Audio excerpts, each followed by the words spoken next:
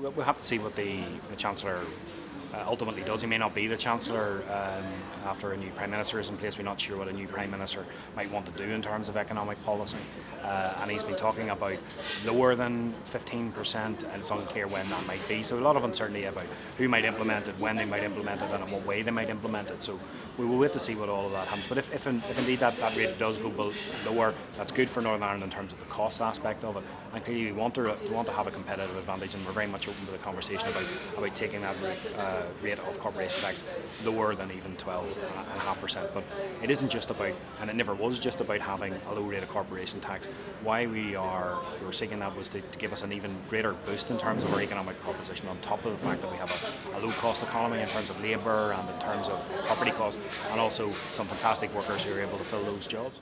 I've been out and about with some of our, as well as some of our indigenous firms, some of our foreign direct investors, and they have questions, but I have no doubt that they remain totally invested in Northern Ireland. In fact, many of the companies that I have spoken to, the work that they are doing, they have come here in Northern Ireland to take advantage of our lower costs, to take advantage of our highly skilled workforce.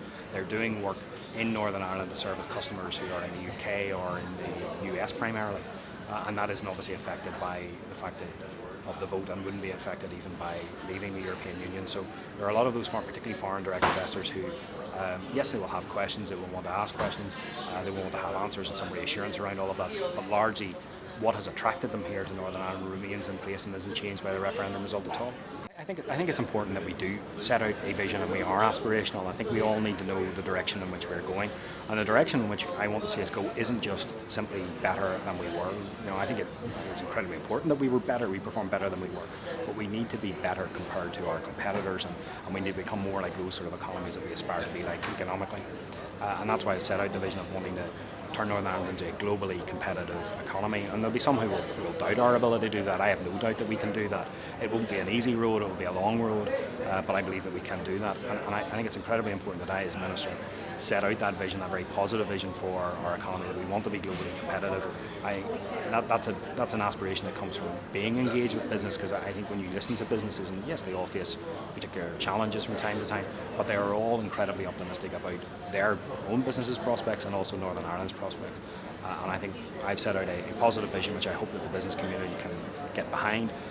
We have a lot of area. The reason I think it is not something that is without substance is the fact that we are already having concrete things in place around the investment that we've been making in infrastructure, skills, the fact that we have some of the lowest costs in the Western world, and are seeking obviously to reduce corporation tax to an incredibly competitive rate, which will take our economy to a whole new level. So I think we do have some concrete already there.